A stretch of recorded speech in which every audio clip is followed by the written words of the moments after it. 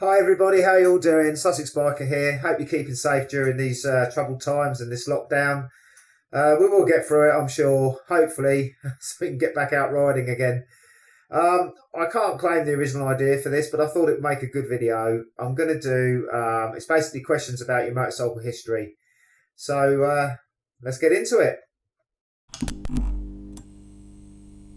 Well, when I was 16 and I had my L plates, was a FS1E Fizzy.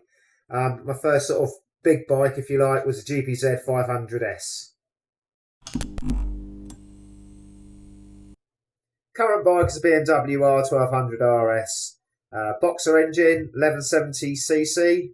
I can actually get my feet on the ground, although to be fair, it has got a low seat, because I am a bit of a short arse and I do struggle on a lot of bikes to get my feet on the ground.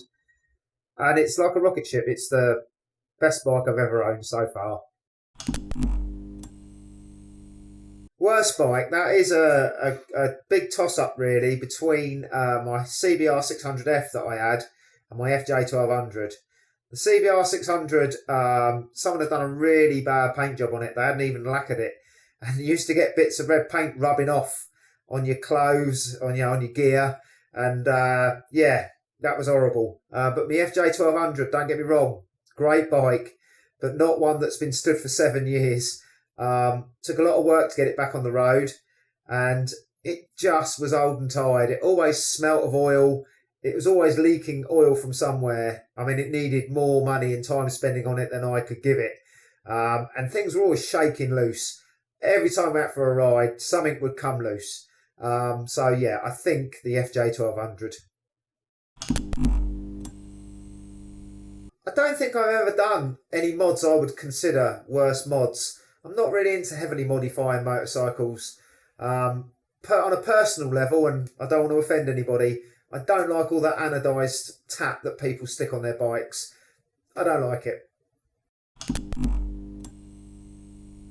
I think the worst coloured bike I've had is probably my GPZ, and I'm only going to choose that because I really wanted one in blue, and when I went to buy one, I couldn't find a blue one, so I ended up with what I could get, which was the red.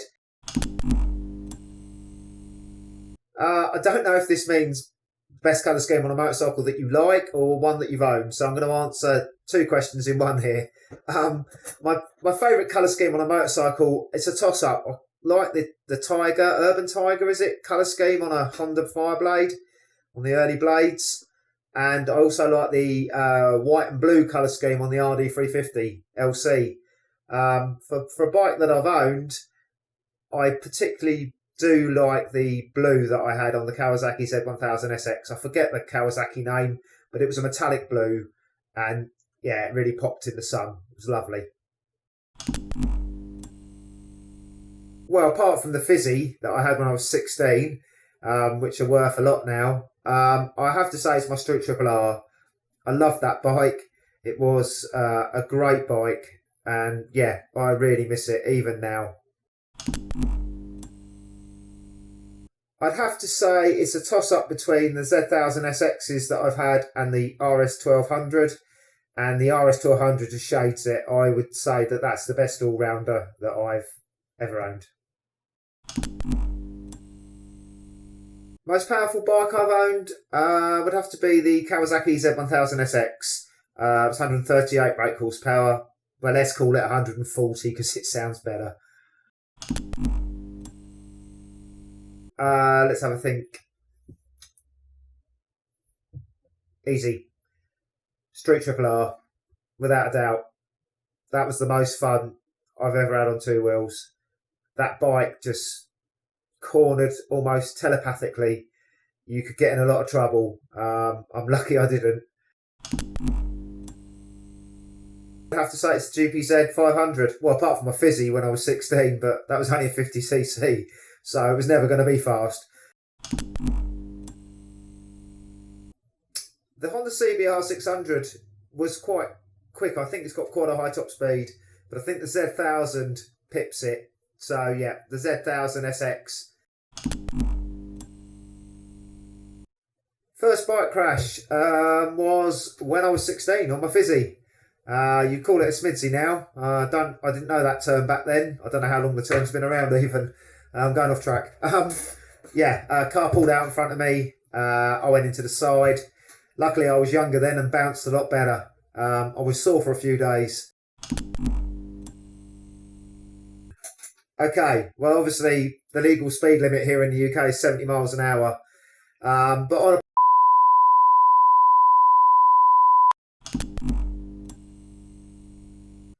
I'd quite like an FS1E Fizzy just to relive my youth, but I think ultimately it would have to be the RD350LC.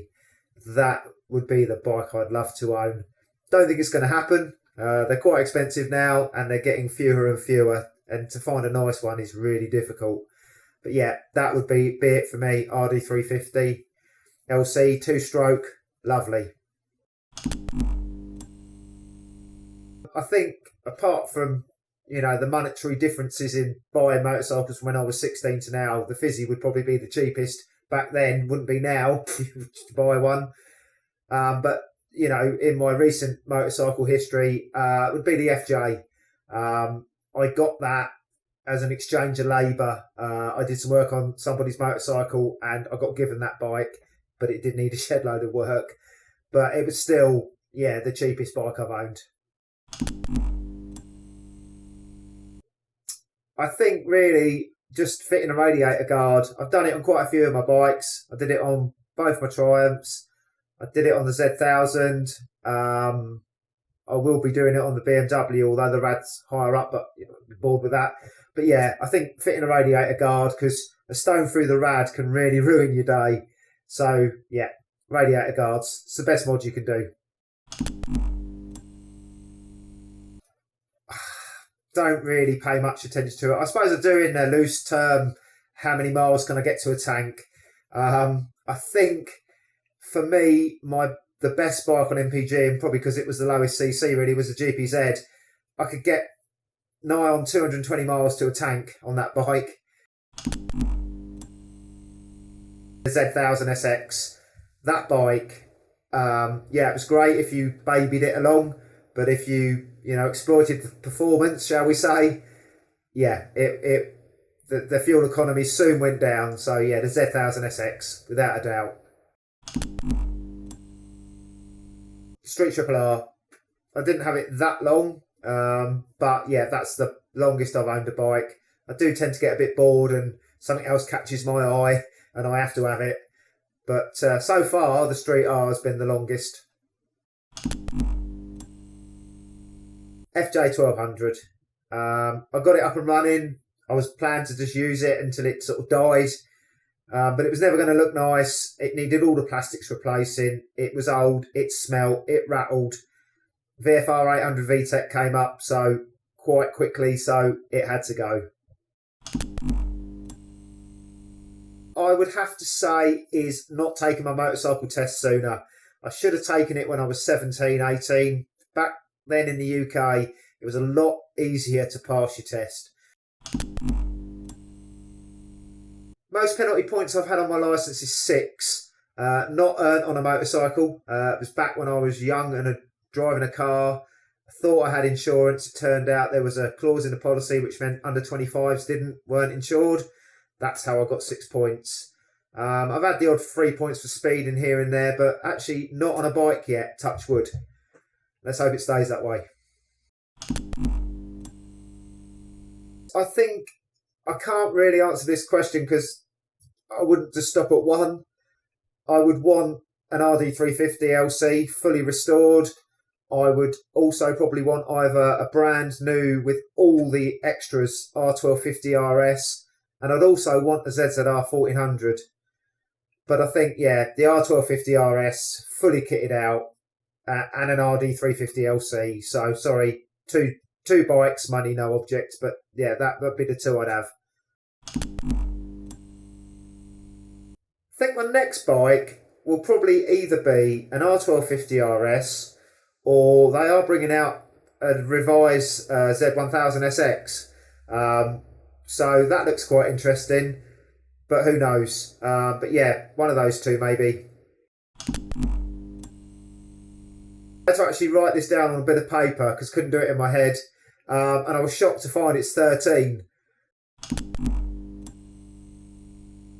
was my Purple Street Triple in 2012. I was very lucky to get a brand new bike.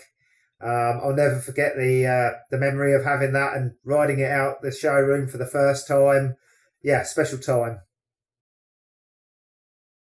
Right, well, that's all the questions answered. Why don't you leave me your answers down in the comments or on my Facebook page, which is the Sussex Biker. I'll be interested to see what your answers are. Anyway, till the next time, goodbye and be safe.